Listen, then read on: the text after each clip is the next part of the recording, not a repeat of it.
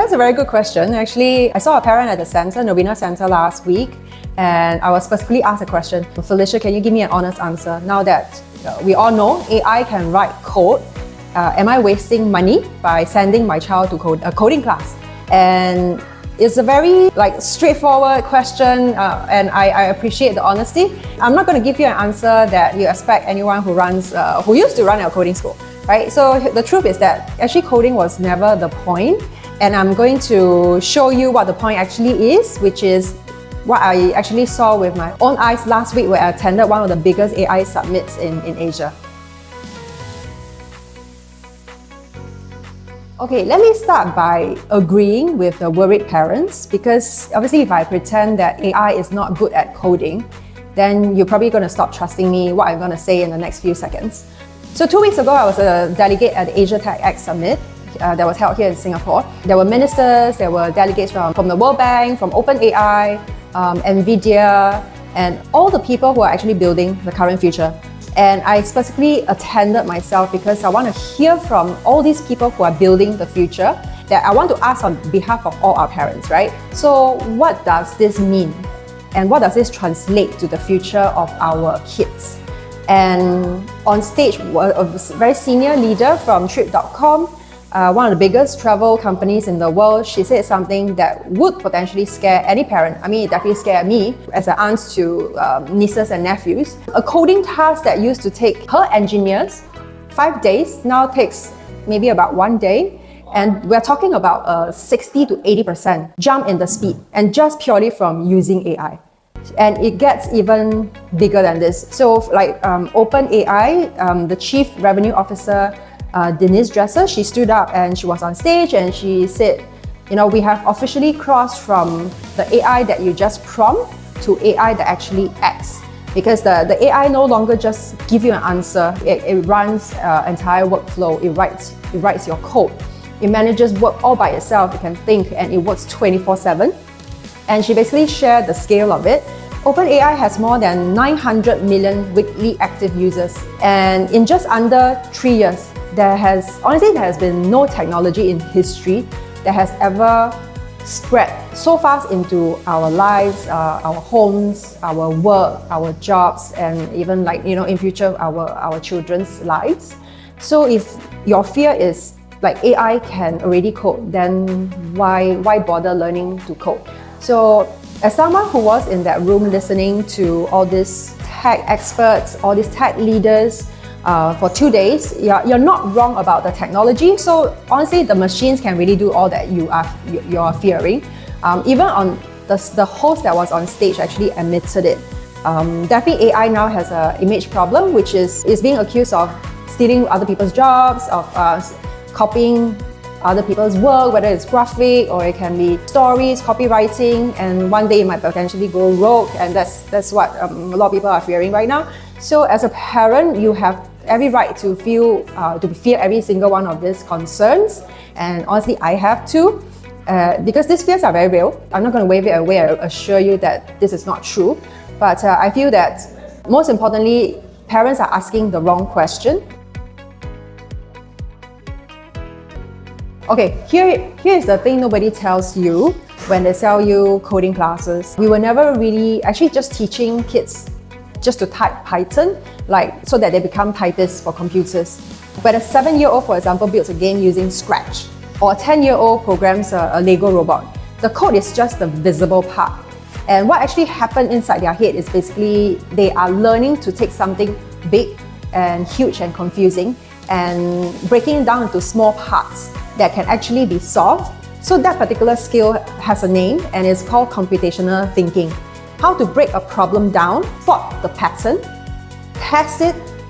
If it breaks, find out why, fix it, and then try again. So to me, it's is there any task or any job where this particular mindset or skill set is not useful? So whether your child becomes a doctor, a lawyer, a banker, or even an engineer, the child can calmly dissect a hard problem into solvable pieces. I feel that skill set will always be valuable. So a real example that I want to share is we had a child who was very passionate about Minecraft.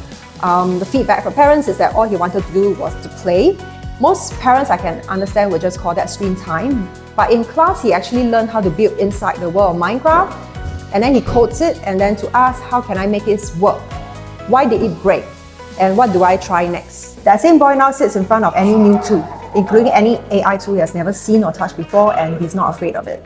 So he's open to trying it, he's open to breaking it, he's open to figuring it out. So the lack of fear is actually the real product. That's what we want all kids to have, the lack of fear to try any new tool that might be trending right now. Because now, for example, we're very familiar with ChatGPT, we're familiar with Claude, but in future, in 5-10 years time, it might be a different tool. So that agility to be able to adapt to different tools is what is most important. So AI did not kill that particular skill. Actually, AI made it more valuable because someone still needs to tell AI what the problem is that they want to solve, and that someone needs to know whether the answer that it gets back from AI is actually good output or rubbish output. That is a very serious question because I guess this is the part that hits a lot of parents up at night, all about the jobs. So at the summit, the president of the World Bank, Mr. RJ, shared a number that I basically cannot stop thinking about. Over the next 15 years, around 1.2 billion young people will actually enter the workforce in developing countries. And on the current projections, there will only be about 400 million jobs that will be created for them. He himself called it a potential ticking time bomb. And for Singapore now, it's not a developing country or a developing economy. Your child is not just competing with the kid next door. They are actually competing and one day potentially collaborating with talent or even machines from all over the world. Mr. RJ said something else that I want every parent to hear.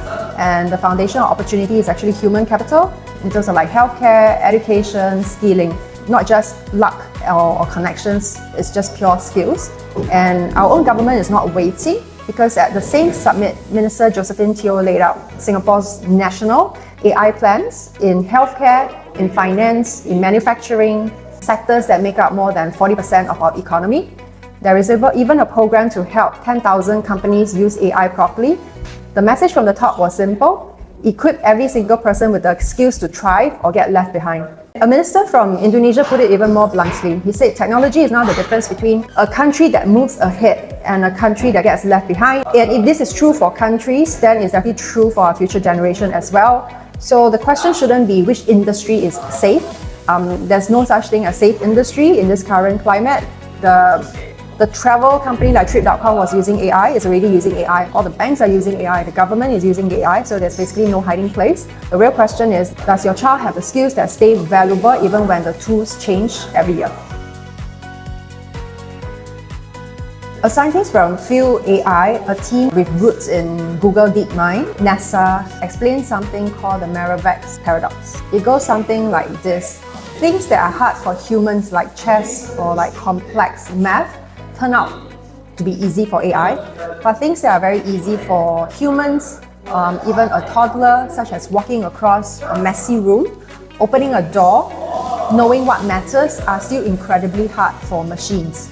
So he literally said that his own toddler can navigate a cluttered room better than $1 million robot.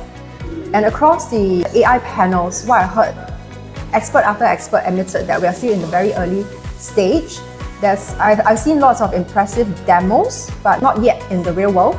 So NVIDIA's chief scientist, William Daly, showed robots that can imagine the future and act.